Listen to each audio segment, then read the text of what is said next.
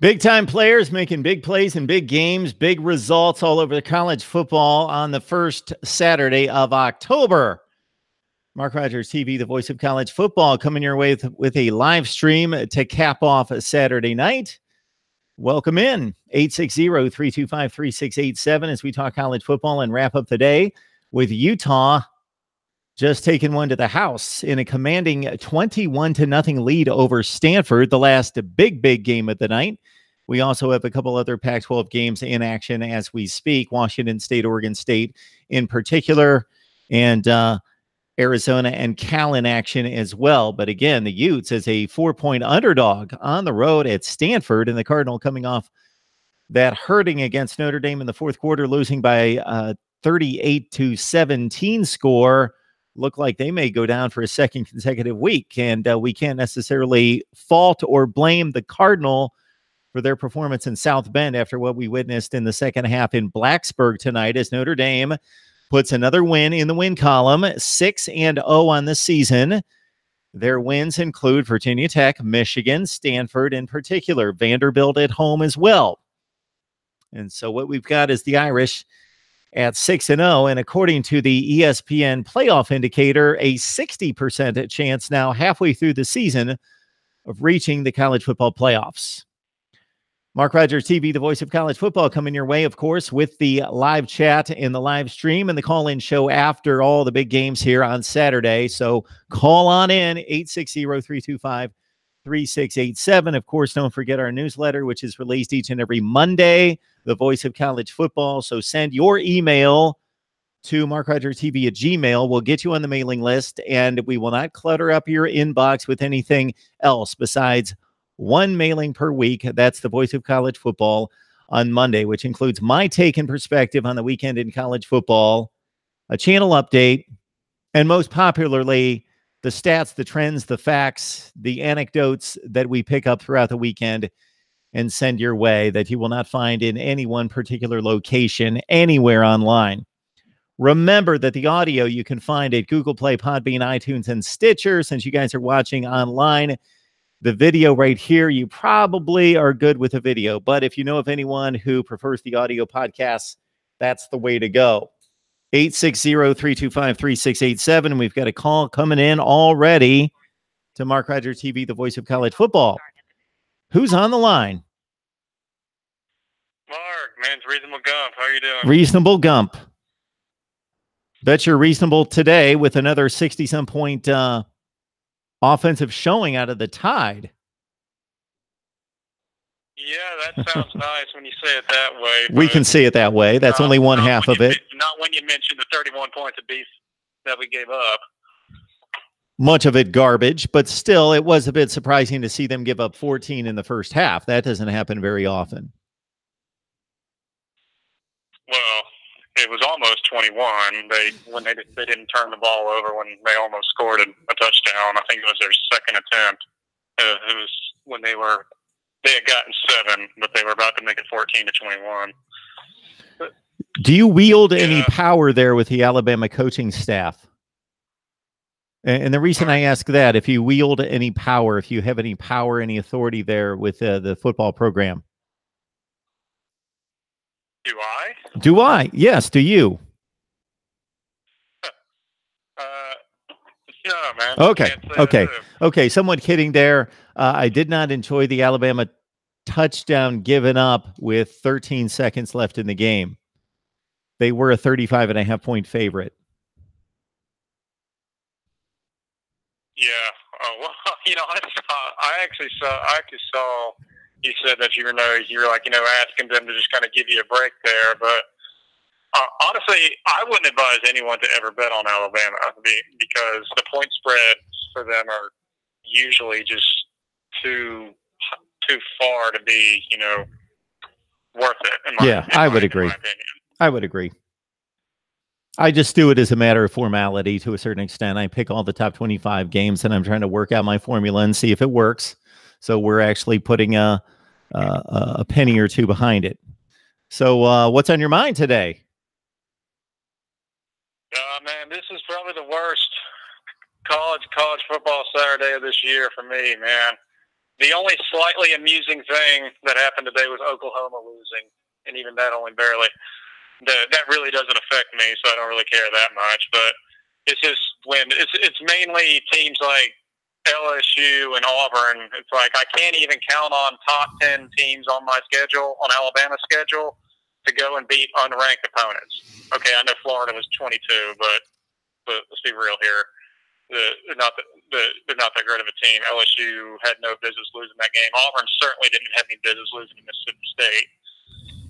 And it's things like these that just really kind of frustrate me, because I can't even defend Alabama's schedule against anyone now, because I was kind of counting on those two games to make us look at least somewhat good.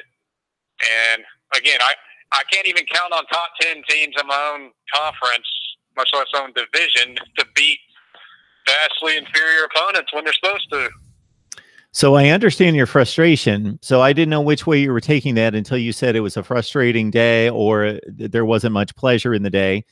Then I quickly went to Auburn and LSU, because as an Alabama fan, I'm sure we could have on a number of Alabama fans who would be relishing and reveling in Auburn and LSU losing. So you can look at that perspective. They're the rivals. We don't like them. We hate them. We want them to lose. Or take your perspective that we want our schedule to look as good as possible and our wins to look as powerful as possible.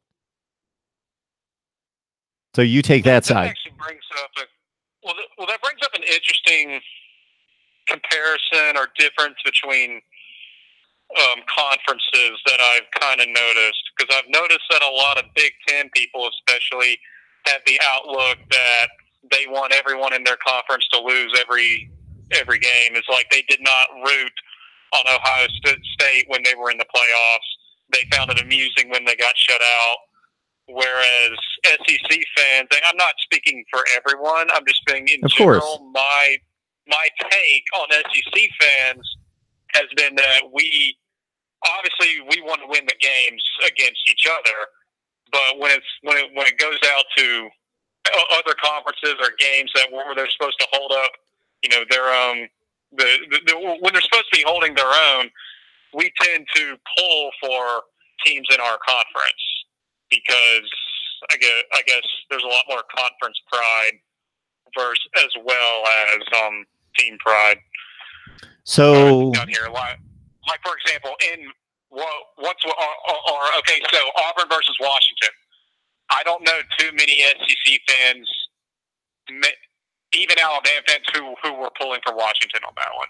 I think most people were pulling for most people in the South and the Southeast were pulling for Auburn on that. So I understand. As an example, I understand and personally agree with your take on it, and I don't think there's a right or a wrong here. There's certainly just I don't understand it myself, because if you root for a particular team, they're in a conference that generally represents a region. Well, that's been broken down by expansion to a certain extent, with West Virginia being in the Big 12 and so forth. But it's generally you're representing the South, the Southeast, if you're in the SEC, the Big 10, the Midwest, and so forth. So there's a way of life. There's a culture. Most people have pride in where they were born and grew up and want that to be established to a certain extent in bragging rights against other areas of the country. So I think that's generally where you get that, and other people like myself. So I'm an Ohio State fan. I root for the Big Ten. On the final Saturday of November, that is the climax, obviously, of my hatred of Michigan. But there has never been a case where I have rooted against Michigan in a bowl game.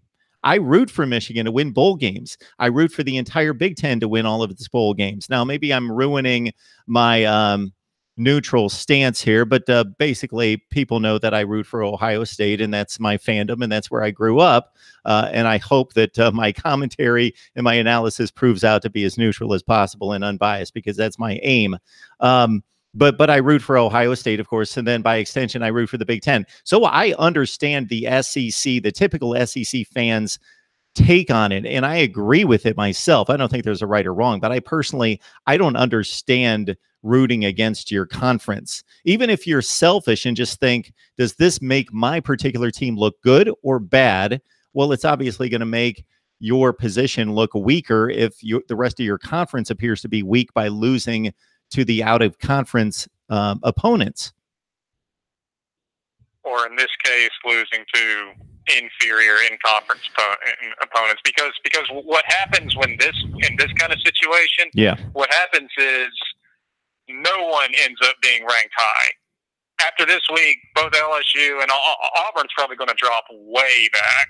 LSU, they might give them a break and make them go to like 10 or 11. Sure. But that's not going to last long. They got Georgia next week. So with Mississippi State's not going to run, is probably not even going to be ranked even after beating Auburn. They lost 2 really bad ones the previous week. They got to earn their way back. And I don't know. I don't even know what's going to go on with Florida. I'm not sure what will happen to Kentucky either. I got to imagine they'll float around 17 or so. But you know, but you see what I mean. When this kind of thing happens, when teams lose games they're not supposed to within conference, what ends up it doesn't really balance out to look good for anyone. It just makes it to where none of them end up looking good as far as the big picture is concerned. Okay, so I agree. So I think you can look at it 2 ways, Reasonable Gump.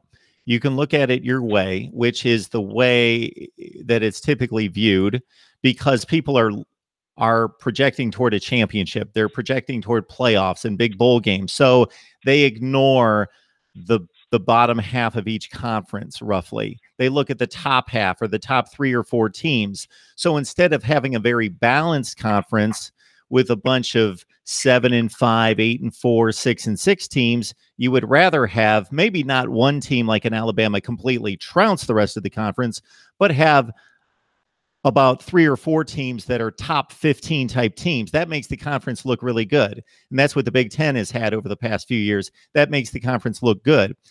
I rank the conferences in totality at the end of the season. So basically, once they start to play conference games, they're playing in silos. So in a sense, to me, and this is just me, there's no difference between Auburn beating Mississippi State or Mississippi State beating Auburn, because once the conference plays in its silo, every conference goes 500. But what you're talking about is national perception, and you're completely right. You want to have your good teams win consistently, because nobody cares if Tennessee's 0-8 or Vanderbilt's 2-6 or whatever at the bottom of the league. Everybody cares about, they don't want to see, and what we've seen over the past few years is Alabama, except for Georgia emerging last year. For a few years, all we saw was Alabama owning the league, and then we saw, especially one year, I believe it was 2016, we saw a glut of like 8-4 teams that were barely ranked. And people don't want to see that. That gives the appearance of you're not very strong. You want a bunch of 10-2 type teams with good wins that show, okay, we're going to rank them all. Like if you look from the time Florida won its first national championship under Urban Meyer up until a couple years ago, the SEC just flooded the top 10 with a lot of 10-2 teams. And that's what you want. Well, hell, I mean, a lot of people seem to forget when they bash on Alabama's schedule that, you know, we won those first 3 national championships during the height of the SEC's power. I mean, there was one, the year 2012 when we beat Notre Dame. I'm sorry, there was one before, 2011, where there's a point where it was literally ranked 1, 2, 3, LSU, Alabama, Arkansas. So, yeah, I totally agree with all that. But yeah, it's just frustrating when this kind of stuff happens. It's like, well, I mean, because Alabama does, despite what a lot of people seem to want to believe or tell themselves, Alabama does go out of its way to try and schedule one big out of conference game a year. They've had a history of that since 2008 when they did it against Clemson in the ABC Chick-fil-A kickoff. But what tends to happen a lot is that team that they beat, and they usually beat them very badly, that team tends to go out and just lay an egg the rest of the season like they could never get over it. And so then it doesn't make that win look good. And now we're having, I mean, no one really thought Louisville was going to be worth anything coming into this year. I'm not going to even try to pretend on that one. But I was at least hoping we could expect better from some teams in our own conference. Because, like I said, I may be overreacting with LSU. It's the first loss of the season, but I honestly don't see it getting much better. They host Georgia, who looked really good today. Auburn's already lost 2 games. They've probably got at least 2, if not 3 more on the regular season coming their way. So maybe this will be reciprocated if Texas A&M can pull it together. You know, maybe they'll make that win look good. So I have 3 responses if I can keep them in my head. One would be that when it comes to, again, ranking conferences, I do it differently than the perception. The perception is, yes, the top half of the league. To me, whether Auburn beats Mississippi State or Mississippi State beats Auburn, it's the same aggregate for Alabama's schedule. Whether one's 10-2 and one's 6-6, or instead one's 9-3 and one's 7-5, it's the same thing to me personally. But I totally get your point and totally agree from a perception standpoint nationally. Number 2, I would half agree with the Alabama approach to non-conference scheduling. When they've gone out, let's say the Wisconsin game a couple years ago, we know that Wisconsin, we are about 90-some% sure that Wisconsin's going to show up with a top 15 team almost every year. They're really good. They're not Alabama good, but they're really good. So I have no issue with that game being scheduled.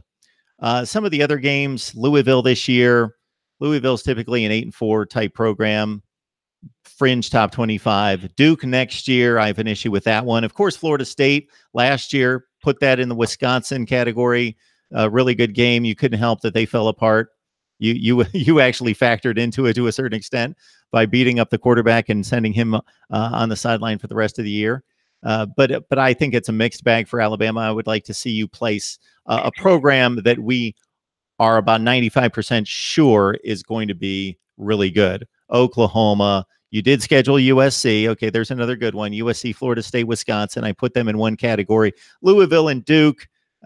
I would like to see something else. Well, if I may interject, the Duke one is not our doing. That's ABC who picked those games. Who picked the teams for that? It's the ABC kickoff. Okay. We have no say on who else they choose. So that's an ACC, SEC. Okay. Well, it's not actually limited to it was originally SEC versus ACC, but they opened it up to allow like that time when they did LSU and Oregon and Georgia and Boise State, you know, those kind of things. So it's open to anyone, but they choose the teams. Hey, look, I'm with you. There is absolutely no excuse on God's green earth why Alabama and Duke should ever be on the same field. I don't care if Alabama's a 500 opponent and Duke's winning a national championship. The Duke is a high academic school. They're in a completely just separate type of team / school than Alabama is. It's kind of that mentality to like, if we go out there and beat them up, it's like, you know, you just beat up Duke. Who cares? But if we lose, then we lost to Duke. It's the same reason why no one's going to schedule Central Florida, or no one in the top 10 will ever schedule Central Florida, because no one cares if you win, but everyone's going to care if you lose. Yep. You know? Now, I will say that out of the 68 Power 5 teams, including the independents, I would guess off the top of my head that at least 20 to 25 of them scheduled 2 Power 5s. So I would have no issue with Alabama playing Duke if they were also playing Oklahoma. Yeah, but the thing is, that hasn't really first of all, I wish we would do that. And I need to make it clear to everyone listening that Saban, I think, is the only coach in the SEC doing this, but he every year advocates for a 9-conference game schedule. I'm all for that. Would. I think it's ridiculous that we have 14 teams. We only play 8 conference games, which means we only get to have one permanent opponent from the other division, and then we literally rotate one team out of the remaining 6 every year of the other division. So we'll play Georgia once every 6 years. That's how it works. Yep. And it's dumb. It's the same as the ACC. If we went to 9, we would have one permanent opponent, and we would rotate 2 teams. which is the way it used to be before we had the expansion. But anyway, that aside, I would like to see us do that, but I'm just going to tell you right now, the only way that happens is if we get teams, if we get Duke and Utah or Washington State. I mean, the big teams like Ohio State or Oklahoma are just not going to say yes to that. By the way, that has already happened. Ohio State and Michigan have repeatedly turned down offers from Alabama to schedule. The Michigan State, we actually had them on a home and home back in 2012 and 13, but they canceled it. So yeah, look what Notre Dame did. We finally got them to say yes, but their condition is that we wait until 2029. You know, when Saban's obviously not going to be there anymore. So Michigan State canceled. I thought Alabama canceled. I'm not positive about that, but that's what I had heard. I thought Alabama canceled the Michigan State series.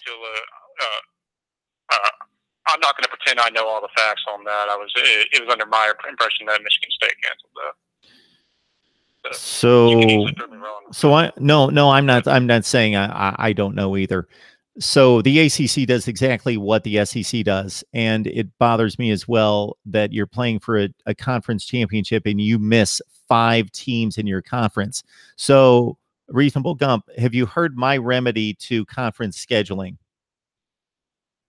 I think it's the same one that I have, which would be take it out of the team's hands and kind of like the NFL does, have one central body that just does all the scheduling for everybody. Yeah, so that's have like a day in May when they release it all. Absolutely. So that's for the out of conference. For the in conference, how I would settle this is that, let's say in the SEC, you know that, of course, Alabama and Tennessee are natural rivals, and they play every year, and Auburn and Georgia and LSU and Florida. I think those 3 make sense. The other ones don't make sense. I can even buy Arkansas and Missouri, the SEC, wanting to play them as rivals. I'm fine with that because of the proximity. The other ones don't make sense. They don't need to be played every year. So forget those, dump them. Mississippi State, Kentucky, there's no connection there. They don't need to play every year. So just keep those rivalries intact. Okay, take the previous year's schedule. And so for example, Tennessee went 0-8 last year in the SEC. Well, to balance that out, Alabama would be scheduled to play the best team in the East Division. They would be set up to play Georgia and Tennessee, and then Auburn and Georgia. You know, and I've worked it out, and I've shot videos on it, and it can't be perfect, but you can make a more reasonable schedule that's more balanced if you do that. If you base it on rivalry, and then you match the other team's opponent based on trying to even out a 500 conference record for the 2 out-of-division opponents. If that makes sense. Well, yeah, it does. The problem with that is you said keep some of the rivalries and dispatch with all the other ones. Yep. Well, I mean, I personally wouldn't have a problem with that. The thing is, a lot of people would if they're like, wait, well, why does Alabama get to keep playing Tennessee every year? You know, you're gonna hear stuff like that. But if every year, if this is the Tennessee of 1998, then that game gets balanced with a horrible team, with Vanderbilt or a typical Kentucky team. Whereas if it's Tennessee of circa 2018, then it gets balanced with an exceptional team. But this plan of yours is contingent on the SEC not going to 9, contingent on them remaining at 8 games. Sure, we would tweak it if we went to 9. I would have the same philosophy, though. I would want to create a balanced schedule based on last year's results. Yeah, the problem with that would be then how if you ever happen to you might get in a situation where like 2 teams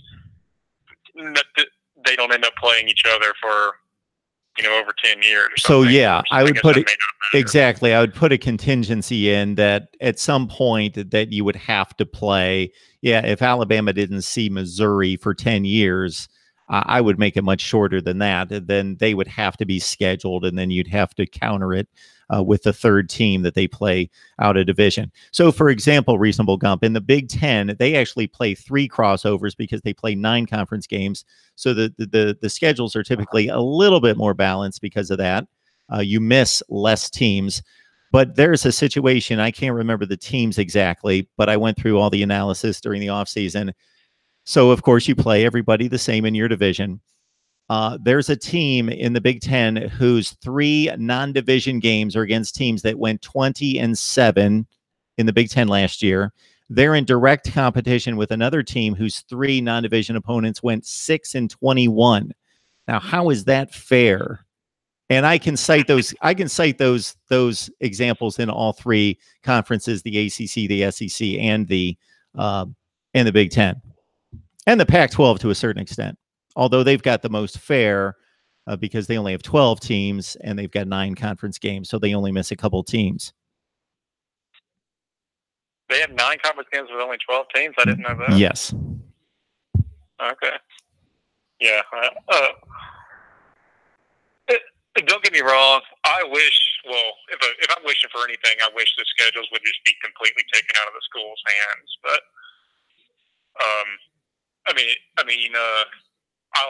I like the sound of all that, but I think the first thing that needs to happen, and unfortunately, I don't see this happening because, like I said, Alabama is the only one that wants to do it. But I think the first thing that needs to happen is to immediately go to 9 conference games a year. I mean, I don't for the SEC. Because I mean, right now the ACC. I mean, playing a conference team there is no different than playing a high school team. But it is kind of embarrassing, and there's really no way of defending yourself if you're an SEC team by the whole who earns it more, who plays an actual reasonable schedule. And it's like you got teams up north and out west that are playing that have to play each other, every single year. They got 9 games, and you know what? We're supposed to go over here and play 8 and schedule 4 meaningless practice games for us. That way we get to put more of our teams in bowl games. That's what they're doing. The SEC wants to basically give all of their teams 4, if not guaranteed, very likely wins on their schedule. That way teams like Vanderbilt should only have to win 2 more games in order to get into a bowl game, or teams like Tennessee or Kentucky. And I think it's wrong. To be honest, I don't like the whole smaller schools, for lack of a better word, prostituting themselves to these big schools just for a paycheck. They send their kids to Alabama to go get the crap beaten out of them for an hour, just so the school can collect millions of dollars. And I think it's wrong. I don't really think there should be practice games once the regular season starts. I think that's what practice is for. I think you should really have to earn every victory. That way, if we do have a team that actually goes 15-0, you'd be able to look at their schedule and be like, man, that's a true undefeated team. I mean, that would be the definition of just a perfect season right there. If you had to play 9 or even 10, or not 10, 12 Power 5 teams, and then go to the playoffs after winning your conference championship. So 15 Power 5 teams. I mean, I'm not. That would be something to see if we could just get rid of this playing smaller schools for practice and for money nonsense. So I guess my last point in your dissertation off the top, Reasonable Gump, is that I know it's annoying to have to face the online chatter and the criticism of the schedule, but you're Alabama, so it doesn't matter who you play.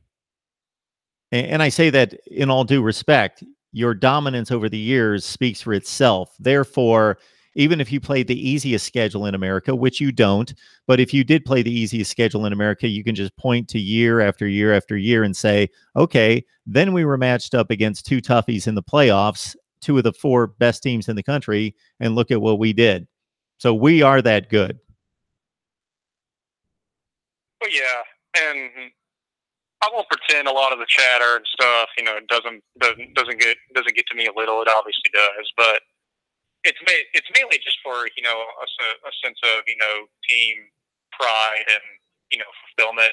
I really want to feel like we actually earned it rather than just kind of cheat our way through it. Not cheat; it's a bad word, but you know what I mean. I don't like having to feel like we took an easy route to get there.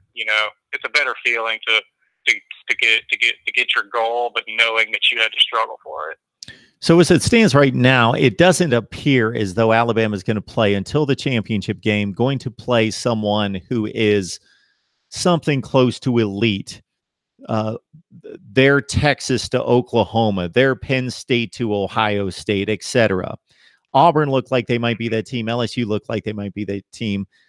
Right now, LSU looks like one of the 15 best teams in the country. Auburn probably in that range, although they've looked not good over the last few weeks, especially on offense. But I can't think that Auburn's not one of the 20 best teams in the country, and maybe Texas A&M as well. So you will play those three teams, and you will play a Georgia team that might be the second best team in the country, certainly in the top 4 or 5. And so once we get to that point, it's just like when I rank teams and people criticize for me highly ranking certain teams and say, who have they beaten? And I rip off a bunch of wins over top 25 type teams. And then they're always saying, well, they're not that good, and they're not that good, and they're not that good. And then they want to see a resume filled with wins over elite teams. And I point out, those teams don't lose to anybody. So if you're looking at a Kentucky, so for example, I ranked Kentucky high this past week, and it was like, who have they beaten? Well, they beat South Carolina, Mississippi State, and Florida 3 consecutive weeks. Are those teams great? Certainly not. Are they top 20 to 35 teams in the country? I believe so. And they held them basically to 10 points or less. And you go find me 3 wins that are just as good, if not better. There's not too many teams that have those. Therefore, I think Kentucky's got a strong, you can't find the team that's beaten Oklahoma, Clemson, and Penn State. They don't exist. So you got to kind of qualify these wins as, yeah, it's pretty good to beat Florida. It's pretty good to beat Penn State, or it's pretty good to beat USC, even if they're down, or Stanford. There are only so many elite teams, and those teams don't lose games until they play each other. Yeah, I can't argue with any of that. All right, sir. Well, who do you guys have next week? Missouri comes to town. Okay. Well, it will be fun to see Drew Lock. Yeah. We'll see if Drew Lock has it'll at least be fun to see when he does have time, if he can do something against the Alabama defense, but there's no way he can keep up with that scoring machine. So I think we see another doubling up of, or maybe tripling up, 60 to 20 something. I'm kind of wanting to see how long we can keep this record going of Tua not taking a snap in the fourth quarter. I'm a bit lost on today's game. I just saw a few plays, and as you can imagine, at noon there were more intriguing games, so I just flipped to it a few times, and I saw where ESPN had some issues with some technical issues early in the game. But anyway, yeah, so I didn't see much, except Arkansas was putting touchdowns on the board that somewhat surprised me, even though they were garbage touchdowns down by 30 some odd points. All right, sir. Well, we will talk to you soon. I'll let you go. Get some more calls, and I'll call you later. All right. I appreciate it. Show, by the way. I truly appreciate it. You have a great night. All right, man. You too. Reasonable Gump. And he lives up to his name. Lives up to his name. Big Alabama fan. You can tell the passion, the pride, and it's all justified. He sees it as it is, and he tries to give it a unbiased perspective in his analysis of Alabama football and the rest of the nation, and giving respect to other leagues and conferences, not understanding why other conferences don't root for their brethren. I wonder that myself, but that's how some are. And it's not a right or a wrong, but I would think that you would want, first of all, for your team to look good by having the teams that you play win games that are meaningful against other areas of the country and against other conferences. And then secondly, that having typically grown up in the area of the country attached to that conference, that you would take pride in wanting to be the best, not being embarrassed. All right. What do we have? What do we have? What do we have?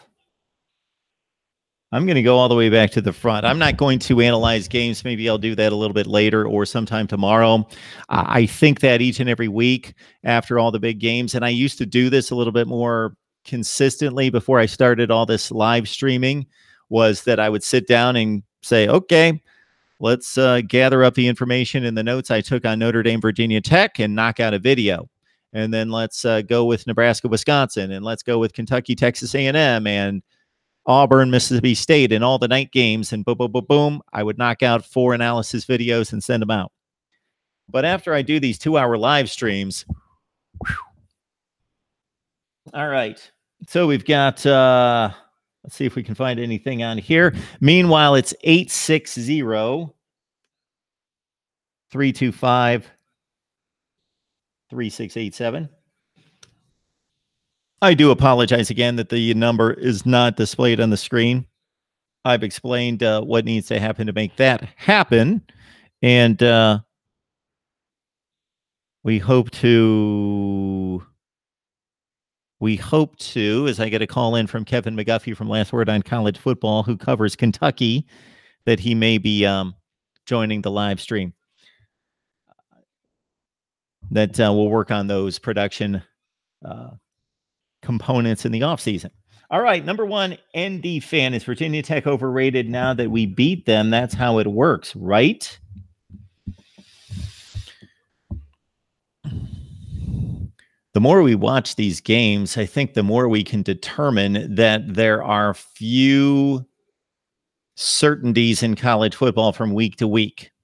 And even those certainties can possibly slip up, like Clemson almost against Syracuse.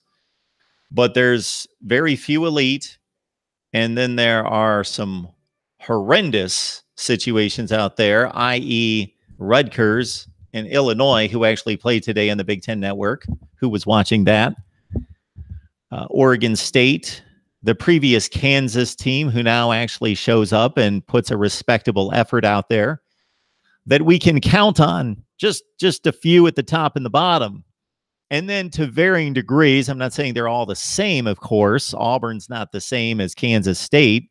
There's a wide variance there, but there's a middle, the huge middle, that will get the results that we got tonight out of Virginia Tech, losing to Old Dominion by 2 touchdowns and then playing Notre Dame extremely close, and I think outplaying Notre Dame for a half.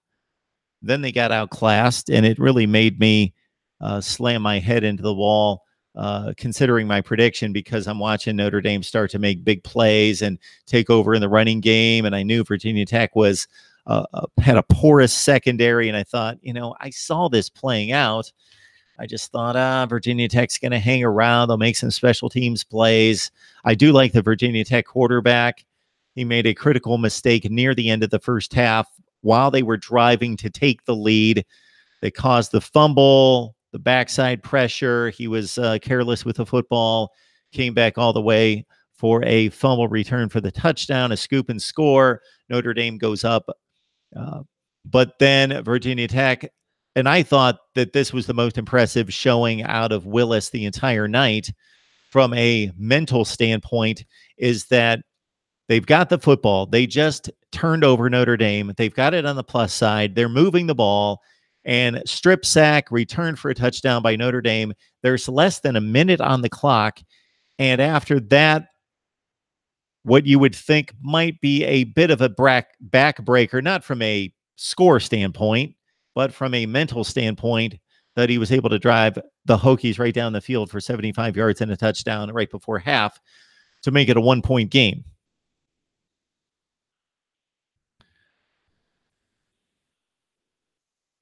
So it's funny to look at the comments both on the live chat and elsewhere on social media, because each and every week it's then, oh, well, they really weren't that good, or yeah, look at that, and it usually doesn't go in the positive light, it goes in the negative light. Oh, they really weren't that good, see? And we discredit everybody's victories. Penn State really wasn't that good, because who have they beaten?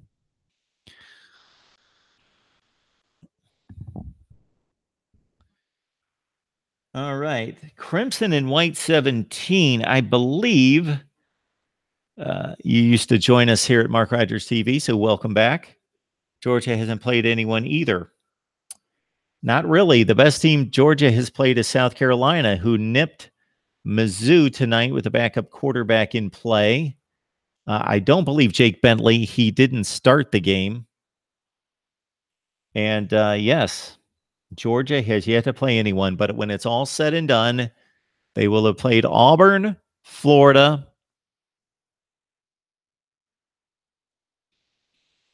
and LSU next week.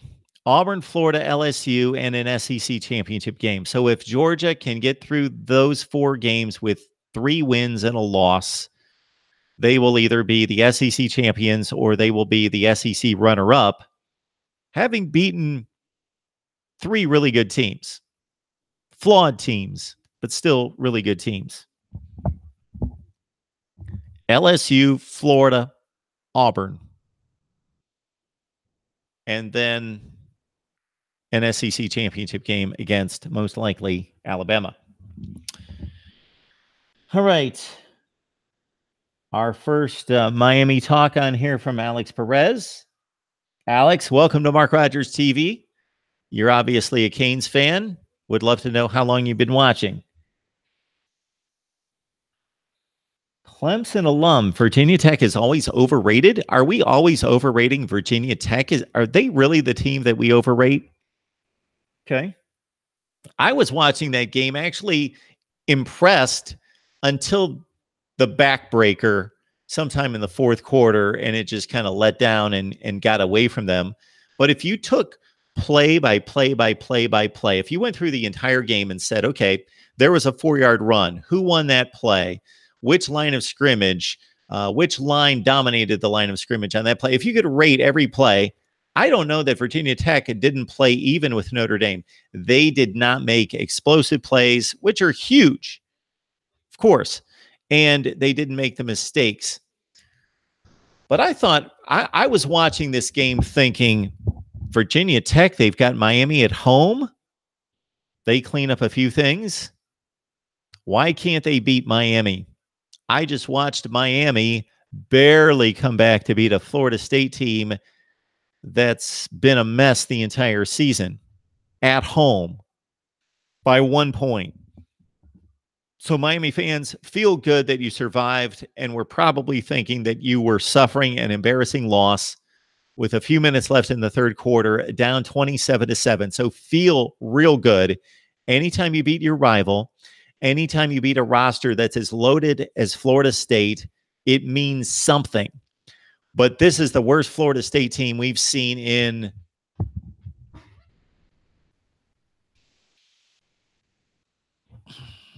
a couple of Bobby Bowden's last teams were bad for Florida State. They were 7-6, 8-5 teams. And of course, that team last year that finished 7-6, but they didn't perform like this, like they did last week against Louisville. They barely squeaked by and lucked out against Louisville. They needed an ill-advised pass late by Jawan Pass, who can't pass, to pull out that game against Louisville, when the Cardinals should not have been, the Cardinals, not Stanford, should not have been throwing the ball late in the game. So Florida State's a mess. This is, I believe, the worst Florida State team I've ever seen. And Miami beat them at home by 1 point. So Miami fans, feel good about beating a talented roster and beating your rival. That's always a good thing, especially after you had to suffer 7 consecutive losses. Now you've beaten them 2 straight. So feel good about all that. You always feel good about a win to a certain extent, especially a conference win, rival. But don't feel great about the performance and what this says to the future. Yes, I still believe Miami is the best team in the ACC Coastal. I believe that they have significantly, by far, decidedly the best roster. They have the best talent. But traveling to Blacksburg to take on Virginia Tech, who is still undefeated in the ACC, they've lost 2 non-conference games. So if there's a tiebreaker situation and you lose in Blacksburg, then you're done. And that game is the second to last game of the season, I believe. Yes, Virginia Tech always plays Virginia to close, as does Miami now against Pitt. So that is a mid to late November game. And as I stated the other night and earlier today on the kickoff show, I am curious as to how many Miami fans and Boston College fans will be attending the BC Miami game in Boston, in Chestnut Hill, later this month, October 26th. I am contemplating going to the game, getting credentials, going to the game, tailgating, setting up some sort of stand, going to the game, hopefully live streaming from there, which may be difficult. And so if that can't be accomplished, then we will just take video and interviews there at the game and bring them back and upload those. But it would be great to be able to see some Miami fans and Boston College fans at the BC Miami game. So let me know. The helmets are coming. If you missed my explanation, yes, Miami and Oklahoma won the helmet contest that ended on October 1st. I don't know exactly what helmets to order, so I'm getting with my helmet guy because I see sizes of 5.5, 6.5. I don't know which one it's supposed to be, but I want them all to be the same. And beard or no beard, if you care to participate, leave a comment in one of the videos, not in the live chat, but in one of the videos. Beard or no beard?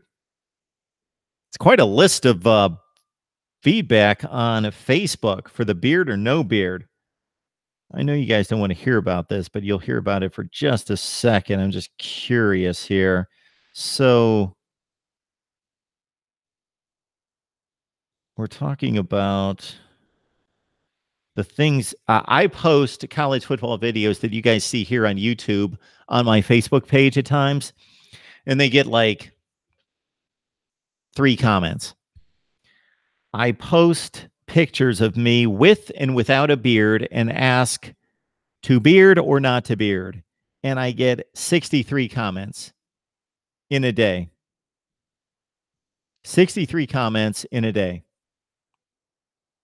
Crazy. Okay. What else do we have? Turnover chain. All of those Clemson folks were saying we were about to get ran by them. Okay. Always root against Auburn and LSU. William Lee, Alabama fan. Did see the Clemson score. They defeated, of course, Wake Forest 63-3. Kentucky, valiant in overtime, losing to Texas A&M on a touchdown when A&M was setting up for a field goal, 20-14. Kentucky's first loss in 6 games. We've got Kevin McGuffey on the line from Last Word on College Football to bring him in to give us a bit of post-mortem. Kevin, how are you tonight? Besides the obvious. Yeah, it's a little depressing, but you know, they had their chances, just couldn't get couldn't get it done tonight. You know, of course, the request is out there, and I appreciate you jumping on the line, but you know, I don't want you to take the hit coming on here after that kind of a loss. So I appreciate you doing this. That's okay. I was working on a recap for the Last Word on College Football site, and yeah, like I said, it was, you know, the Kentucky's defense played great. The offense, we'll say less than great. And they still, Kentucky never got across the first play that they ran on Texas A&M side of the field was the first play in overtime, which, excuse me, is just, an incredible stat to me. But, it was just one of those, one of those nights. And, even with all that, they still had their chances to win. And, Kentucky fans are going to be talking about this overtime for a long time, I believe, because, as I called it, that may have been one of the worst sequences of plays that I've seen in some time. They had the, first down, threw a pass to Lynn Bowden for 4 yards. The second down, Wilson scrambled, looked like he could have got a first down, but instead, slid and went down. Then the 3rd and 2, they line up in the Wildcat. Pretty much everybody, I guess, knew what was coming.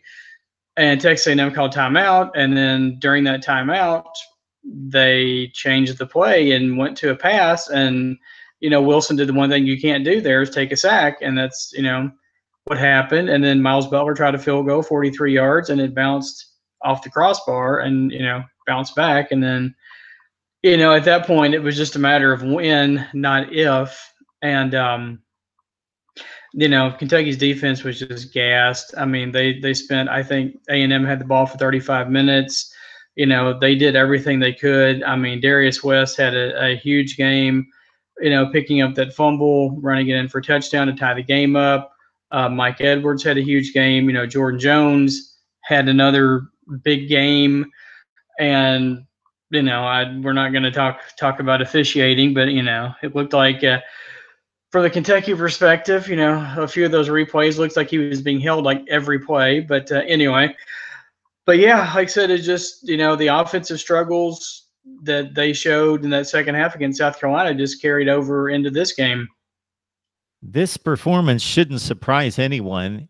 And I don't mean a win or a loss, but the score of the game, the way the game was played, all the things that you just pointed out, this is a Kentucky football game. And I saw probably 80% of the game. I was in and out with some other games, but I had it on my primary set there most of the time. And this just looked like Kentucky football. And as you mentioned the other night, this is probably the first time that much of the nation watched Kentucky because it was one of the main games and the game on ESPN during prime time tonight. And this is how Kentucky plays football. And so this type of, it's almost like a basketball team that takes the air out of the ball and plays a certain way. It's going to bring games back to the median a little bit, as these Kentucky football games are.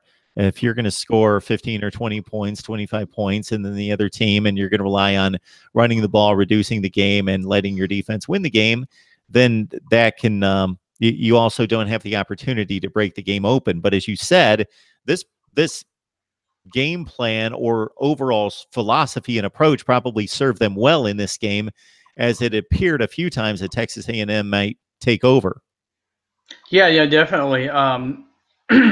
Like I said, the other thing that people, Cat fans are talking about is the fact that, Benny Snell only had 13 carries, for the game with only 60 yards, which, you got to credit the A&M, the A&M defense. They're the top ranked team in the SEC against the run, and they certainly proved it tonight.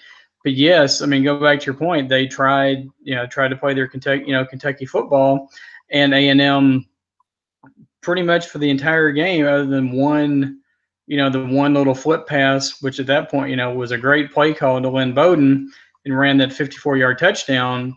They just stifled them. And then Kentucky had no answer. I was checking out some of the post game afterwards tonight, and Coach Stoops said that at one point he said that Wilson just looked uncomfortable out there. And, if you watch the game, you could tell, he kind of seemed unsure. His decision-making, seemed a little off, or whatever that they talked about, trying Gunnar Hoke, who's the backup, and just see what happens. And of course, hindsight being 2020, maybe he could have done some things that Wilson, wasn't able to do, in this game. But like I said, overall, At the end of the day, if you told me that 6 games into the season Kentucky would be 5-1, I'd be like, shoot, yeah, let's, let's. I could be, couldn't be any more thrilled. It just proves, how far this program has come. I think in 6 years under Stoops, and this is when you're to the point where you think you can go into Kyle Field and win and be angry and disappointed because you didn't, then you're finally making some progress, in the conference. Absolutely, Kevin. So it's not just 5-1, and I know that you haven't seen this team get to 5-0 because we've talked about that 1977 being the last time.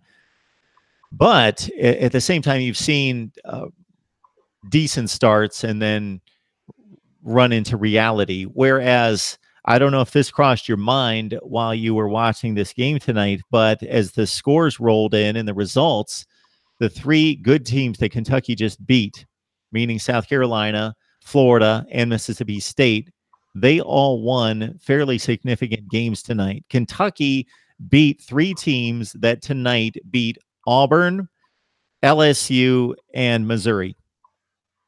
Yeah, I mean, you're exactly right. We talked about this the other night that those 3 games, were games that Kentucky beat teams that were ranked in the top 25 at some point in the season.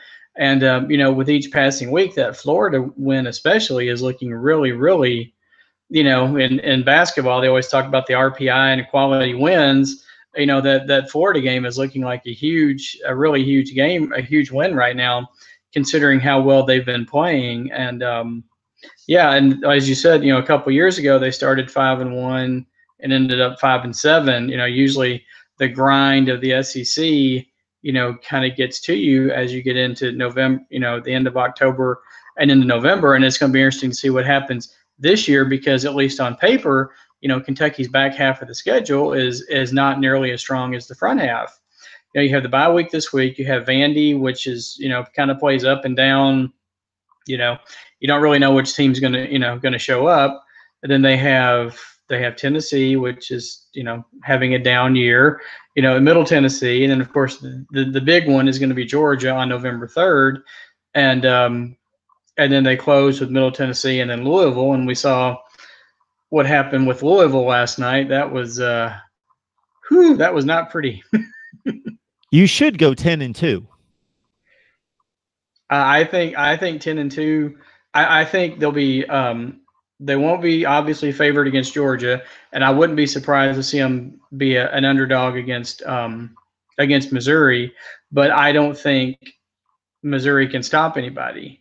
I think Kentucky's defense is better than Missouri's defense, and I think they'll be able to put enough stops on Locke and company to get that win. But yeah, I think 10-2 is definitely within the realm of possibility. And you figure a 10-2 Kentucky team with the fan base and the way they travel, you got to think they're going to be in a warm weather destination come January.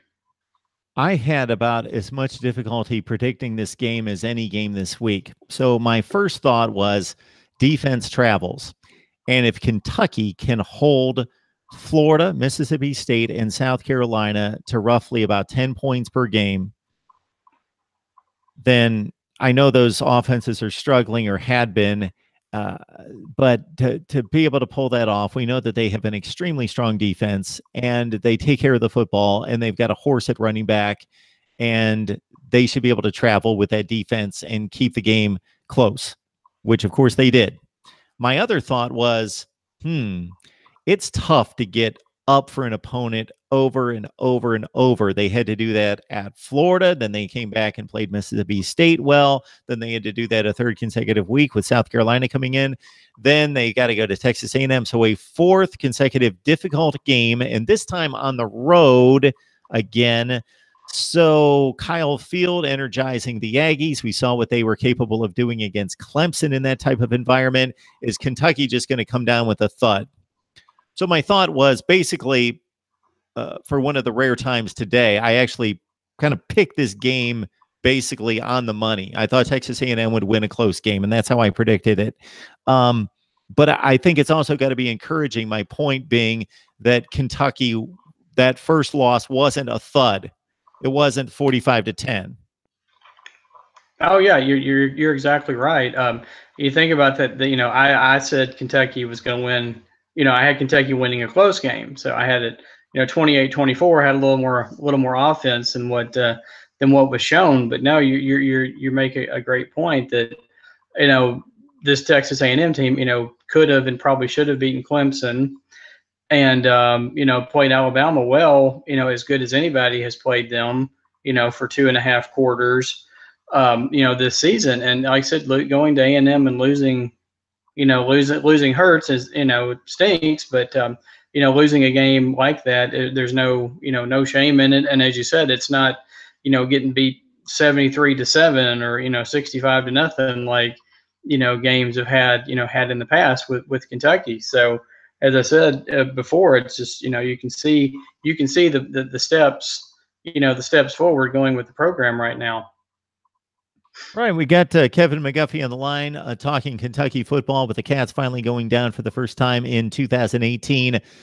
A tremendous defensive effort and a game against Texas A&M, losing 20-14 as A&M, after the missed field goal that just clanked off the crossbar on the Kentucky side. A&M setting up for its own field goal, breaks the runoff tackle on the right side, setting up the field goal, and scores the game-winning touchdown to make it 20-14 as a final. You can join Kevin, Tony Siracusa, who joins us on a regular basis, Mike Laval, as well. They're at Last Word on College Football. Kevin's working on his finishing touches of putting together the analysis and recap on Kentucky's first loss here in 2018. So what can we imagine else is going to be worked on this week in preparation for Week 7?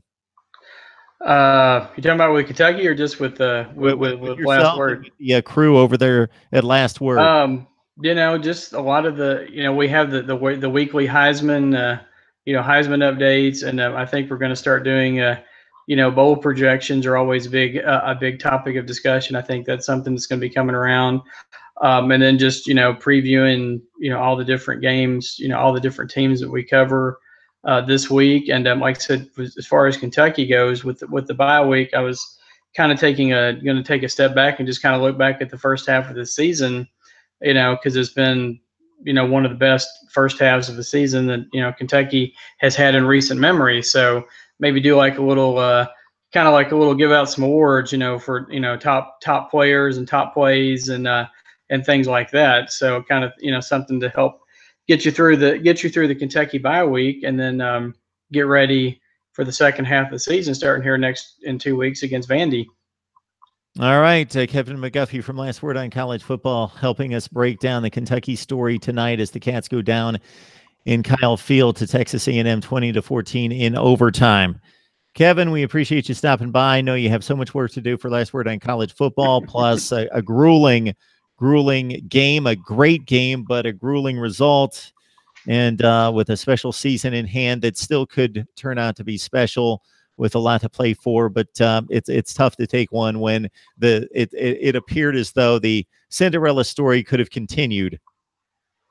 Oh, yeah, definitely. Like I said, it's a game that they could have won, and in all honesty, probably once they should have won, but it was there for the taking. It just didn't. The bounces just didn't go their way, Kentucky's way this evening, and that happens. All right, Kevin, thanks so much for stopping by. You have a great weekend. All right, thank you, Mark. Appreciate it. Enjoy talking to you as always. Thank you, sir. Absolutely. It's Kevin McGuffey from Last Word on College Football. Does a great job for them, along with Mike Laval and Tony Siracusa as well there at Last Word on College Football. So please check them out and their analysis on the game we love. All right. Don't know if that about wraps it up. I wanted to let you guys know that I enjoy you self-policing the chat room. I see that. I don't know what's been stated in there, but self-policing the chat room. When it comes to guests, if you guys have any particular guests that you want me to seek out, I will certainly do that from the top of the heap on down. Understand that if we're going to the top of the line, if it's going to be Kirk Herbstreit, then most likely he's not going to respond. It's possible. We've had on Phil Steele. We've had on Jerry DiNardo. Who am I missing? We've had a few others on that have a national platform. Peter Burns with the SEC Network joins us on a regular basis, and actually, I need to get back to Peter because we have him on a regular basis, and he's extremely gracious of his time. And and then also, you guys have your social media connections and people that you talk to. So if there are people that you would want to have on, whether they're with Rivals or SB Nation, 247, wherever the platform, and it might be more effective that you actually let them know on social media that you would like to see them here at Mark Rogers TV, the voice of college football. And I can go either way in regards to delivering the content. I know that many of you have commented that you're okay with or without guests, that we can just have a discussion via the chat room and the calls and my analysis, and that's plenty good for you. Others would like to see some guests, and so we try to give you a little bit of both. We loaded up with guests on Wednesday and Thursday night, and we'll do the same this Wednesday and Thursday night, hopefully.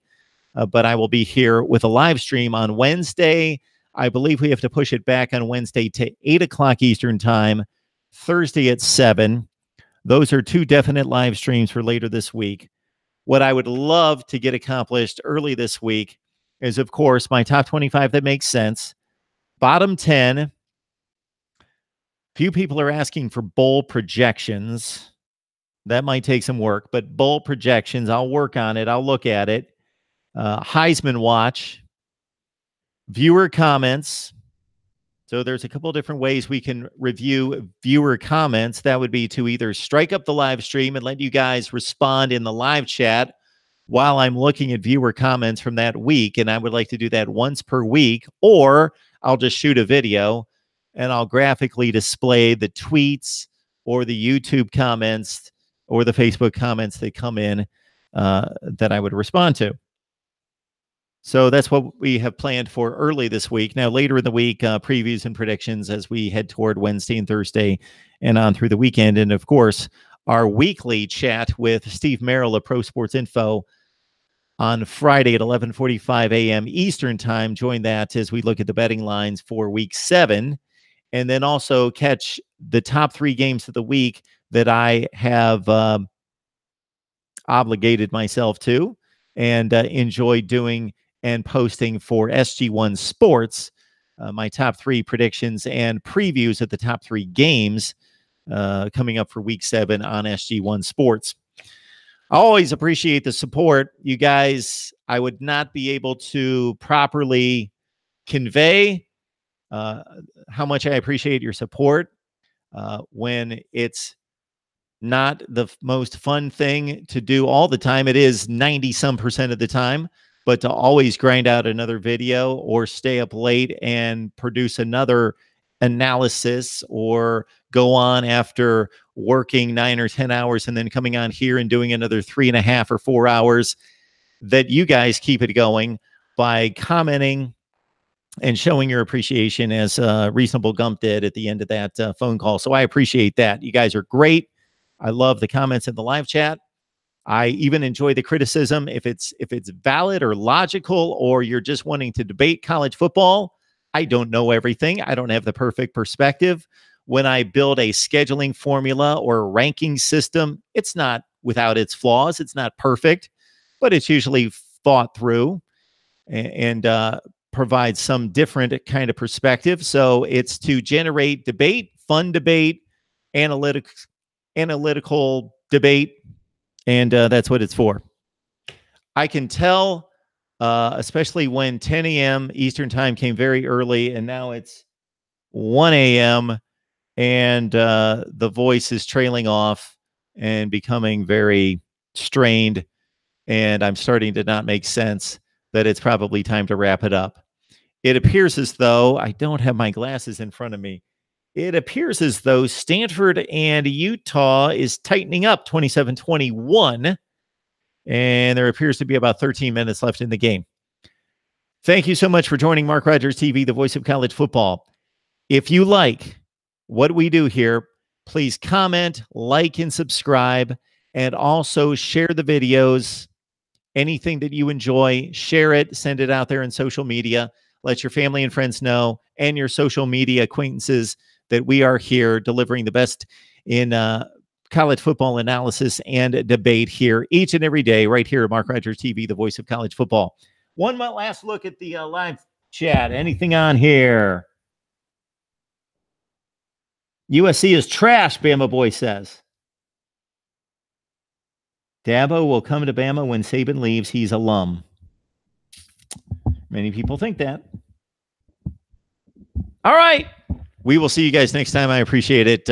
Enjoy the rest of your weekend. Stay tuned for Top 25 that makes sense tomorrow. Bowl projections are coming. Recaps on the weekend. Predictions heading toward next week. Heisman Watch. The gamut right here at Mark Rogers TV.